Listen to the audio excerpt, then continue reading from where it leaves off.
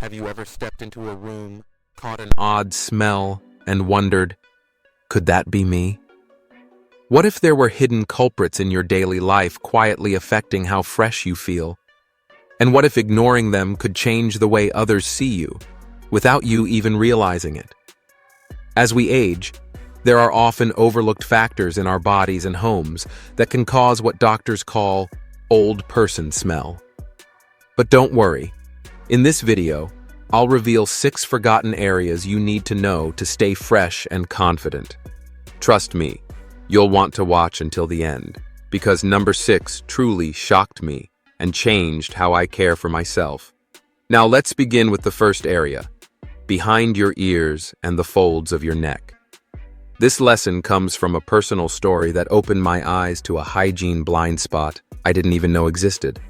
For years, I prided myself on my morning routine. A touch of blush, a spritz of rosewater perfume, and a neatly pressed blouse. But one Sunday morning after church, everything changed. My granddaughter, with her bright eyes and unfiltered honesty, leaned in for a hug. As her arms wrapped around me, I noticed the faintest wrinkle of her nose. "Sweetheart," I asked gently, my heart sinking, "is something wrong?" With the blunt honesty only a 9-year-old can muster, she said, "Grandma, your neck smells kind of funny." I nearly dropped my purse right there in the church parking lot. Mortified, I rushed home, stood before my bathroom mirror, and tilted my head to check areas I'd never thought about, behind my ears and the nape of my neck. My makeup was flawless, my hair neatly pinned, yet when I touched those spots, I felt a faint stickiness. A residue I had never noticed. It was a wake-up call. Like many women my age, I had always been diligent about cleansing my face, using toner, and keeping a polished appearance. But the hidden spots behind my ears and along my neck had been neglected for far too long. Curiosity got the better of me, so I grabbed my phone and started researching.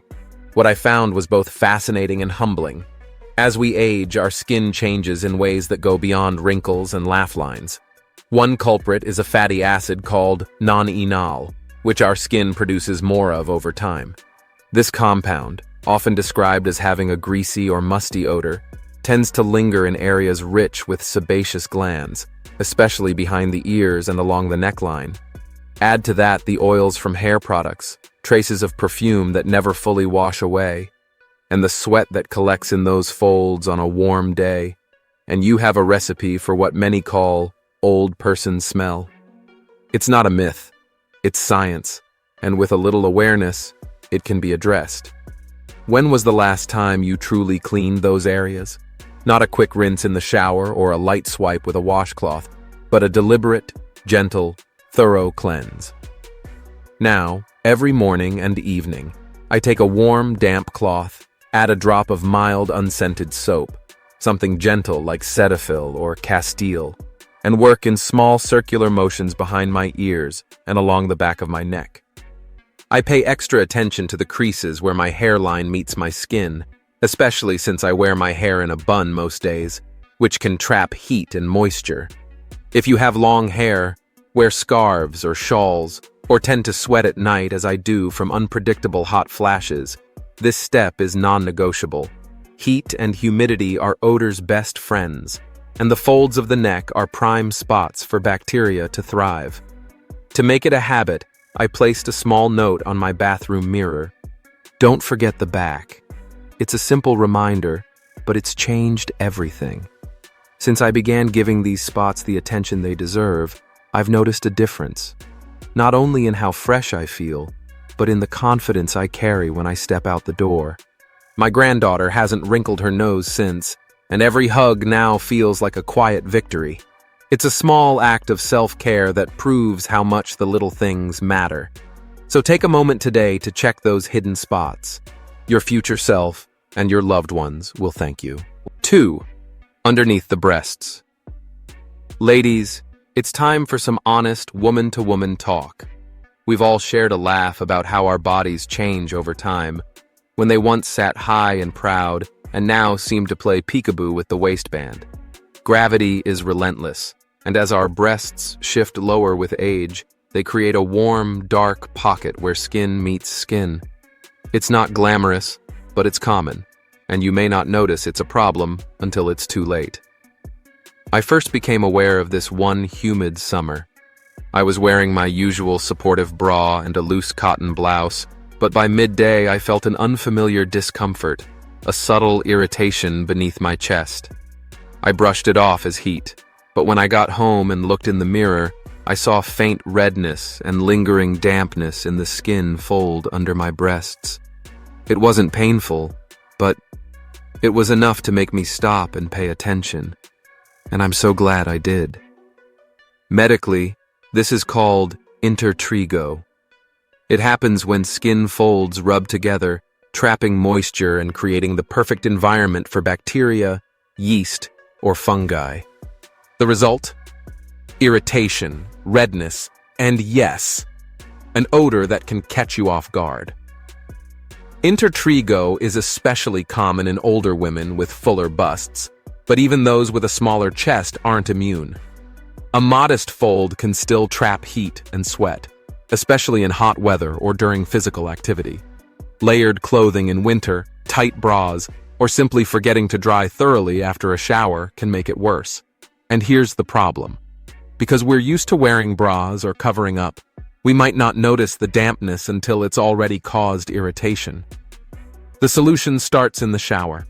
I make it a point to lift each breast and gently cleanse the skin underneath with a soft, damp cloth and unscented soap. Harsh soaps or heavily fragranced washes can irritate this sensitive area, so I stick with something mild, like Dove or a hypoallergenic cleanser. After rinsing, I dry thoroughly with a clean, soft towel, patting gently to ensure no moisture remains. On humid days or after a walk, I add a light dusting of cornstarch or a natural talc-free powder, like the one from Burt's Bees, to help keep the area dry. Back in my ballroom dancing days, I learned an old trick from the other ladies. Tucking a clean cotton pad, folded tissue, or even a thin strip of soft fabric under the breasts can be a game changer, especially if you're on your feet all day. I've shared this tip with countless friends, and the reaction is always the same. Oh my goodness, I thought I was the only one. Trust me, you're not. This is a shared experience for so many of us, and the key is staying proactive. A sour smell or a damp blouse can chip away at your confidence faster than a bad hair day. But with a little care, you can keep this area fresh and comfortable. It's not about vanity. It's about feeling your best, inside and out. Now, let's talk about something that might make you squirm: the inside of your shoes. When was the last time you took a good whiff? Most of us have that one pair we can't give up. The slip-ons for quick errands, the sneakers for morning walks, or the classic flats that go with everything. We're good about cleaning the outsides, wiping away scuffs, maybe polishing them for Sunday service. But the insides? We often ignore them, pretending they're not quietly brewing trouble. I learned this lesson the hard way, thanks to my podiatrist and a beloved pair of orthopedic Mary Janes. A few years back, I started noticing a faint, persistent odor when I kicked off my shoes after a long day. I blamed tired feet or a warm afternoon, but it kept happening. Embarrassed, I finally saw my podiatrist, expecting a lecture about foot fungus. Instead, he glanced at my shoes and said, "These are the problem." I was stunned. My shoes looked pristine on the outside, but he explained the real issue.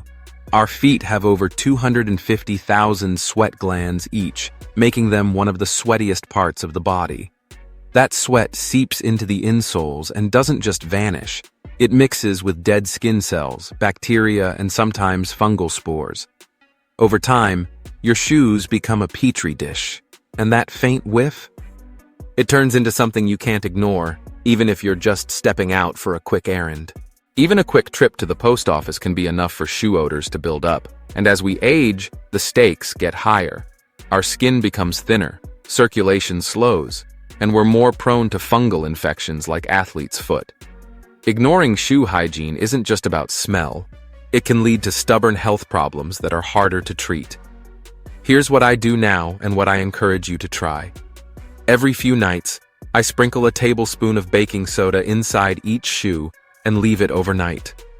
By morning, the moisture and odor are gone, and my shoes smell fresh again. I also care for my insoles.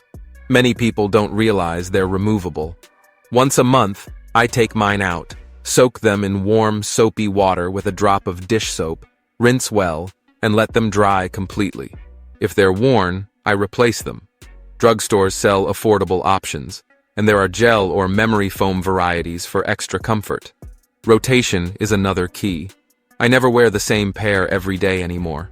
Instead, I rotate between 2 or 3 pairs, giving each at least 24 hours to dry and breathe. Whenever possible, I set them in a sunny spot or near a fan. Sunlight is nature's disinfectant. For my leather loafers, I've added activated charcoal inserts. They're reusable odor-absorbing wonders that keep shoes neutral, even after hours on my feet. And of course, sock and foot hygiene matter just as much. I stick with moisture-wicking cotton or bamboo blends and give my feet a quick wash daily. I always finish my day by washing my feet with mild antibacterial soap, paying special attention between the toes. This simple habit has been a game changer. I no longer worry about an unpleasant whiff when bending to pick up a dropped receipt at the store. Fresh shoes mean happy feet, and happy feet mean walking into any room with confidence, without a cloud of mystery odor following you. So take a moment to check your shoes. If they're telling you a story you don't like, it's time to rewrite it. Now, let's talk about something you might not expect: your upholstered chairs and recliners. Picture this. After a long day, you sink into your favorite recliner, a cozy blanket across your lap, a warm mug of chamomile tea in hand. Your feet are up, the world feels calm, and for a moment, everything is perfect. But here's a thought that might stop you. That very chair may be hiding more than comfort. Over the years, it has quietly collected natural oils from your skin, tiny flakes, stray hairs, and the subtle sweat from afternoon naps or long TV binges. It's not pleasant to imagine, but research shows the average recliner cushion can hold more skin particles than your mattress. Yes, even more than the place you sleep each night. Every time you settle in, you're adding to a hidden ecosystem embedded in the fabric. Upholstery, especially soft textures like microfiber or plush cotton, acts like a sponge, soaking up everything from perspiration to... Over time, faint natural scents from aging skin can settle into our furniture. Here's the tricky part. As we grow older, our sense of smell often dulls, a condition called olfactory fatigue. That means the odors building up in our favorite chair can become invisible to us. We might think, "My house smells perfectly fine," but a younger visitor might wrinkle their nose and say, "It smells like Grandma's house in here." And let's be honest, that's not always meant as a compliment. There's no shame in it. This isn't about poor hygiene, but simply the reality of life. Our bodies are constantly shedding, and our furniture quietly absorbs it all. The good news is, you can take control and keep your upholstered pieces smelling as fresh as the day you brought them home. Here's what works for me. Once a week, I sprinkle a generous layer of baking soda over the seat, backrest, and armrests, letting it sit for at least an hour. Baking soda naturally draws out trapped odors. Then, I use a vacuum with an upholstery attachment to remove the powder. The difference is remarkable. Twice a year, I give my chairs a deep steam clean. You can rent a small machine from a hardware store or hire a professional. Steam not only removes stubborn smells, but also lifts embedded dirt and oils. It's a small investment for a cleaner, fresher home. For a gentle, ongoing fragrance, I tuck a small sachet of dried lavender, cedar chips, or both into the cushion crevices. The scent is subtle yet inviting, and cedar even helps repel moths. Other fabric-loving pests can also find a home in your recliner. If it has soft microfiber armrests, give them special attention. Armrests tend to collect skin oils, which over time can leave them feeling slick and smelling stale. Once a week, I wipe them down with a damp cloth and just a drop of mild dish soap or gentle upholstery cleaner, then dry them well to prevent moisture buildup. When your furniture smells clean and inviting, it transforms the entire feel of your home. It's not just about the chair. It's about the confidence that comes from knowing your space reflects the care you put into it. A fresh recliner doesn't just elevate your home, it elevates you. Now let's step into a place that's both sacred and, for some, slightly intimidating: your closet. For many of us, it's more than storage. It's a time capsule, a fabric retirement home where clothes, shoes, and accessories quietly settle in. I sometimes call mine Narnia, because once something goes inside, it either stays forever or disappears into a mysterious corner. But here's the truth. Even clean clothes, left untouched for too long, can develop a musty scent. That faint, dusty, slightly sour smell clings to your clothing, and the moment you slip on a favorite sweater or jacket, that closet odor becomes your odor. You might be freshly showered, your outfit might look perfect, but the smell can still give you away. Why does this happen? Closets are often dark, warm, and poorly ventilated, the perfect environment for trapping moisture and dust. In humid climates, or if the doors stay closed for long periods, it's even worse.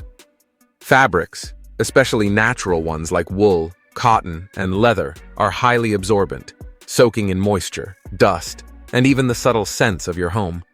Leather shoes, wool coats, and heavy sweaters are especially notorious for holding on to smells like well-kept secrets, turning your closet into a scent archive you never meant to create. Dust, lint, and the occasional moth hiding in forgotten corners can turn your wardrobe into a musty trap. The good news? With a little care, you can transform your closet into a fresh, odor-free sanctuary. Start by letting it breathe. Every few days, open the doors for at least an hour to let fresh air circulate. Think of your closet like a living space. It needs to breathe just as much as you do.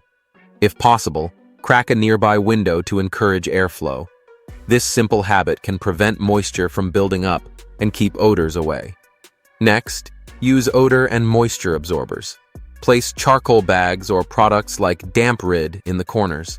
They work wonders at pulling excess humidity and smells out of the air.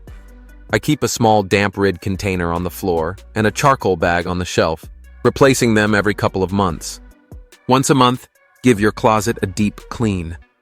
Wipe down shelves, rods, and walls with a damp cloth to remove dust and lint. Vacuum the floor, paying extra attention to the corners where debris collects. If your closet is carpeted, sprinkle baking soda before vacuuming for an extra odor-neutralizing boost. And don't forget to declutter. Be honest with yourself. If you haven't worn that floral blouse since your grandson's christening in 2009, it's time to let it go. Even clean clothes can carry that faint, old scent. My rule is simple. If it smells old, it will make me smell old. Donate, repurpose, or recycle items you no longer need, and give your wardrobe room to breathe. Pay special attention to odor-prone pieces. Leather shoes, wool jackets, and heavy knits require extra care. Store them with cedar blocks or lavender sachets to keep them fresh. For shoes, use shoe trees or stuff them with newspaper between wears to absorb moisture and maintain their shape. A clean, fresh closet isn't just about neatness. It's about making sure every outfit you wear carries the scent of care and vitality. When your clothes smell as good as you feel, you step out with more confidence and a little extra spring in your step. Now, let's talk about something less glamorous but absolutely essential: the space between your toes. We've all been told to wash our feet, but how many of us were taught to clean between those tiny gaps? And more importantly, to dry them well. As we age, our skin thins, circulation slows, and the risk of fungal infections rises. Athlete's foot isn't just for sweaty teenagers after gym class. It's surprisingly common among seniors, and it brings a lingering odor that can settle into shoes, rugs, and even your home. I'll never forget my friend Doris, name changed for privacy, who noticed a strange cheese-like smell lingering in her living room. She scrubbed carpets, blamed the dog, and even suspected her husband's cooking. Weeks later, she found the real culprit, the damp space between her fourth and fifth toes. That tiny, overlooked area had become a breeding ground for bacteria and fungus, creating an odor that followed her everywhere. Doris was embarrassed, but she didn't need to be. It's far more common than people think, and completely preventable with the right habits. To keep those tricky spaces between your toes fresh and odor-free, a little daily care goes a long way. During every shower, use a soft washcloth and gentle, fragrance-free soap to clean between each toe, especially where they touch. These warm, hidden areas trap moisture and bacteria, and just letting water run over them isn't enough. After washing, dry them thoroughly with a towel reserved just for your feet, making sure no moisture remains. Dampness is the enemy, creating the perfect environment for fungus. In a rush, use a hairdryer on a cool setting to reach every crevice. On humid days or after long hours on your feet, apply a light dusting of antifungal powder between your toes, or dab on a drop of tea tree oil for its antibacterial and antifungal benefits. Just a little is enough. Wear breathable socks made from cotton or bamboo, and never put on shoes without first washing your feet. If your feet sweat easily, change socks midday. Choose leather or mesh shoes that allow airflow, and give them a full day to air out between wears. As we age, it's smart to check our feet regularly for redness, odor, or itching. If a problem doesn't go away, see a podiatrist early to prevent bigger issues. Your feet have carried you through a lifetime. They deserve attention. By keeping those small spaces clean, dry, and protected, you'll stop odors from creeping into your shoes, your home, and your life. Getting older is a gift, but staying confident and fresh is a choice we can make daily. Wishing you health, happiness, and peace. And remember to subscribe to Healthy Aging Blueprint for more tips to age with grace and vitality.